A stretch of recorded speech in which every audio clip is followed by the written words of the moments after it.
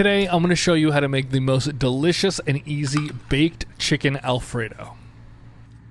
To start this, you only need a handful of ingredients and it's going to come together very quickly. So first, you need a pasta. I'm going to use a penne. I think it works best, but you could use anything you want. We're going to need a little bit of heavy cream and we're going to need some Parmesan. This is pre-grated, but it doesn't have any of that anti-caking agent in it, so it's perfect.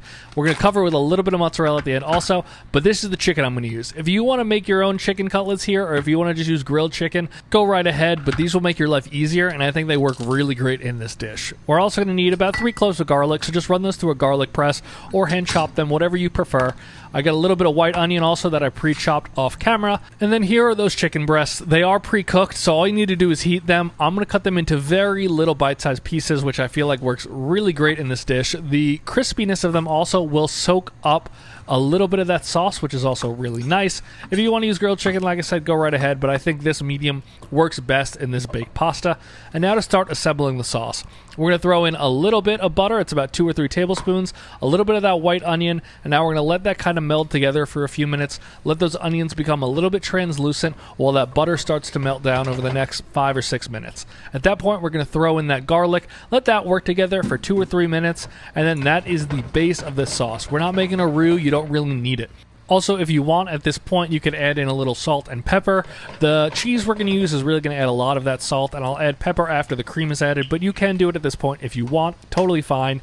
But now we're going to add in that cream. This is just heavy cream. This isn't half and half, but you could use half and half. I'm going to make my own kind of version of that by adding a little bit of whole milk. This is going to keep this a little looser than your normal Alfredo sauce, just so as it bakes in the oven, it can thicken up a little bit. You want to err definitely on the side of more loose compared to a really thick, tight sauce.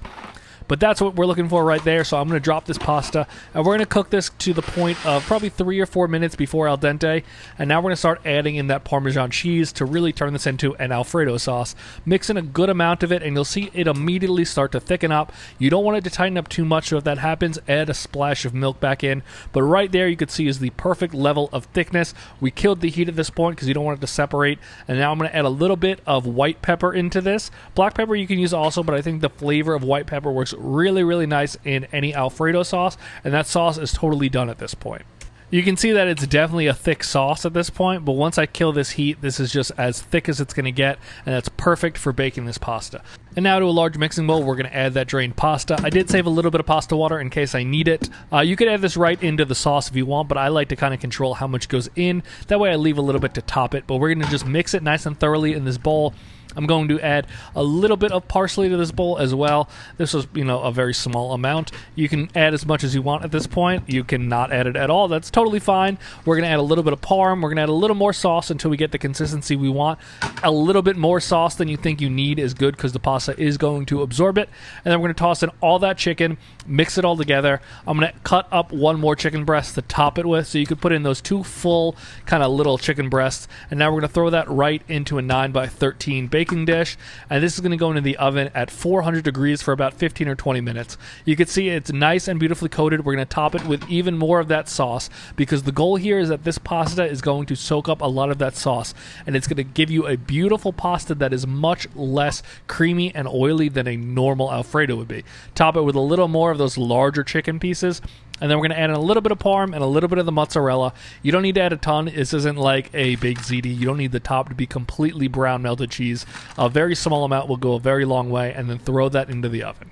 Here we are right after about 15-20 minutes. You can see it is browned beautifully. The cheese has melted. It's absorbed a lot of that sauce, and that's exactly what we're looking for. This is completely done. I'm going to throw a little bit parsley over the top, and we're going to let this cool for maybe 3 to 5 minutes. Not a ton because you don't want it to stiffen up too much, but give it a little bit of time to cool down, and that will go a long way.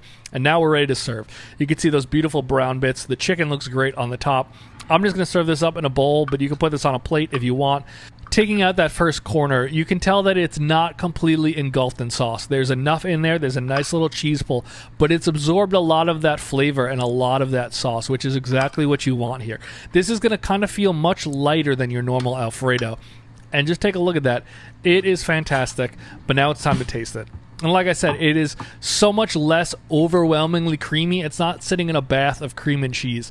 It is a delicious Alfredo sauce that definitely feels lighter, and something about the onions and it being baked makes this feel like a totally different sauce. Give this a try.